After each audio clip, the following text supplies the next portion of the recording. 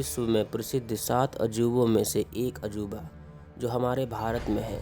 यदि इसके बारे में आपने नहीं सुना कि आखिर क्यों ताजमहल एक अजूबा है, ahead of infinity presenting Taj Mahal.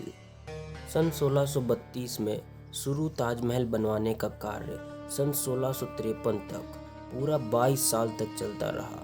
22,000 मजदूर, जिनमें से भारत के साथ साथ फ्रांस और तुर्किस्तान के मजदूर भी शामिल थे। 17वीं सदी में भारत के 2 करोड़ रुपए, जो आज के टाइम के 6800 करोड़ रुपए के बराबर है, आखिर क्या बनवाया जा रहा था, क्यों बनवाया जा रहा था, इसमें इतना खर्चा किया गया, जानने के लिए बने रहें।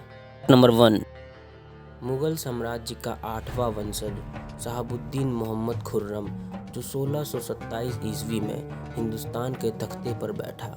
इसी समय से इनका नाम शाहजहां-ए-आजम हुआ। शाहजहां ने अपने जीवन काल में कुल 7 विवाह किए। अपनी चौथी बेगम आरजूमंद बानो बेगम, जिन्हें मुमताज के नाम से भी जाना जाता है, शाहजहां उनसे बेहद प्रेम करते थे। नंबर 2, मुमताज की याद में ही शाहजहां ने ताजमहल बनवाने का निर्णय लिया। मुमताज से अनंत प्रेम के कारण उन्होंने मुमताज का नाम बदलकर मुमताज महल रख दिया था। बादशाह के लिए दुर्भाग्यपूर्ण मुमताज 14वें बच्चे को जन्म देते वक्त गुजर गईं। इस घटना से बादशाह बहुत दुखी हुए। अंततः ताजमहल का निर्माण कार्य शुरू किया गया।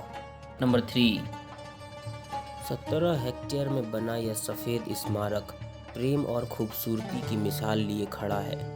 स्मारक के चारों ओर 4 गुंबदें व बीच में एक हॉलनुमा मुख्य स्थल है। संपूर्ण ताजमहल में ज़्यादातर संगमरमर पत्थर का उपयोग किया गया है। मुस्लिम धर्म के वास्तुकला के हिसाब से कहा जाता है कि महल में संगमरमर पर 28 तरह के बेशकीमती पत्थर जड़े गए थे, जिनमें कार्नेलियन सऊदी अरब से, जेस्पर पंजाब से, सेफायर श्रीलंका से, तारकोइस तिब्बत से, लेपिस लेज़ली अफ़गानिस्तान से, जेड क्रिस्टल चाइना से व सफ़ेद संगमरमर राजस्थान से मंगवाया गया था। सभी पत्थरों को आगरा तक लाने में 1000 हाथियों का उपयोग किया गया था। नंबर 4, भारत की सबसे ऊंची मीनार कुतुब मीनार, जिसकी लंबाई 72.5 मीटर है। वास्तव में तो ताजमहल की ऊंचाई कुतुब मीनार से भी अधिक है। नंबर 5, पूरे महल पर की गई वास्तुकला की नक्काशी का करिश्मा पूरे विश्व में ताजमहल के अलावा देखने को कहीं नहीं मिलता है। की गई नक्काशी इटालियन है और संगमरमर को तराशने के लिए उज़्बेकिस्तान से कारीगरों को बुलाया गया था। संगमरमर पर कैलीग्राफी के लिए ईरान से व पत्थरों को तराशने के लिए बलोचिस्तान से कारीगरों को बुलाया गया था। नंबर 6, ईस्ट इंडिया कंपनी जब भारत छोड़कर जा रही थी, तब ताजमहल को अंग्रेज़ों ने काफ़ी नुकसान पहुंचाया। जेस्पर व लेपिस लेज़ली जैसे बेशकीमती पत्थरों को संगमरमर से निकालकर अपने साथ ले गए। महल के मुख्य गुंबद के ऊपरी कलश, जो कि बादशाह ने लगवाया था, केवल उसकी लंबाई 30 फीट 6 इंच व 466 किलोग्राम सोने से निर्मित था। अंग्रेज़ अपने साथ उसे भी उतार कर ले गए। 19वीं सदी की शुरुआत में कांसे का कलश लगवाया गया, जो अभी तक है।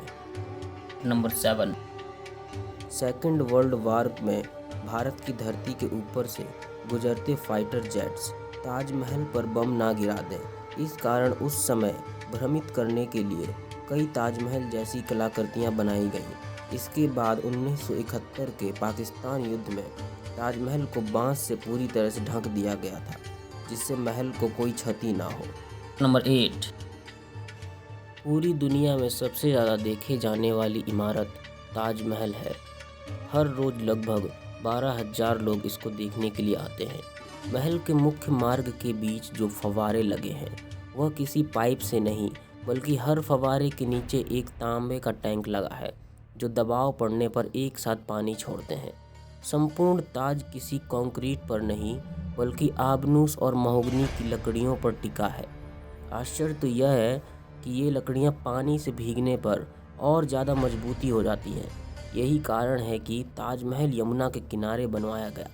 यमुना प्रदूषण व इसका जल स्तर प्रतिदिन कम होता जा रहा है। जिससे ताजमहल की बुनियाद और ज़्यादा कमज़ोर होती जा रही है। इसी कारण 2010 में ताज की दीवारों में दरारें देखने को मिली।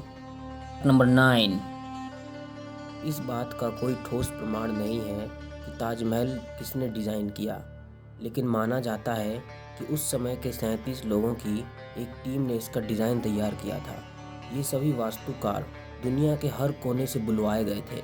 महल इस तरह से निर्मित है कि चारों दिशाओं से देखने पर यह एक जैसा ही प्रतीत होता है। ताजमहल में जो 4 मीनारें हैं वह इस प्रकार बनाई गई हैं कि वह मुख्य गुंबद से बाहर की तरफ हल्की सी झुकी हैं, जिससे भूकंप जैसी आपदा आने पर यह मुख्य गुंबद को कोई क्षति न पहुंचा दे। नंबर 10। मुमताज़ की मृत्यु मध्य प्रदेश के बुरहानपुर में हुई। उनको वहीं दफनाया गया।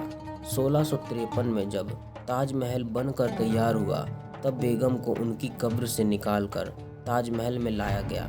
शाहजहां ने अपनी सारी संपत्ति व आधा जीवन ताजमहल को हद से ज़्यादा खूबसूरती देने में खर्च कर दिया।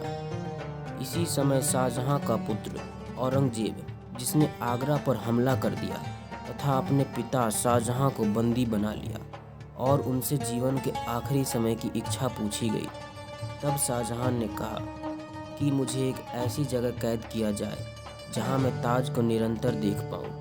शाहजहां की यह ख्वाहिश पूरी कर दी गई। कैद में भी शाहजहां अपने जीवन के अंतिम क्षणों तक ताजमहल को देखते रहे। मृत्यु के पश्चात शाहजहां को भी ताजमहल के अंदर ही मुमताज़ के साथ दफनाया गया। बादशाह और बेगम व उनका संपूर्ण सल्तनत कई साल पहले समाप्त हो गए, लेकिन उनके अनंत प्रेम की यह मिसाल ताजमहल अभी तक दिखाई दे रहा है।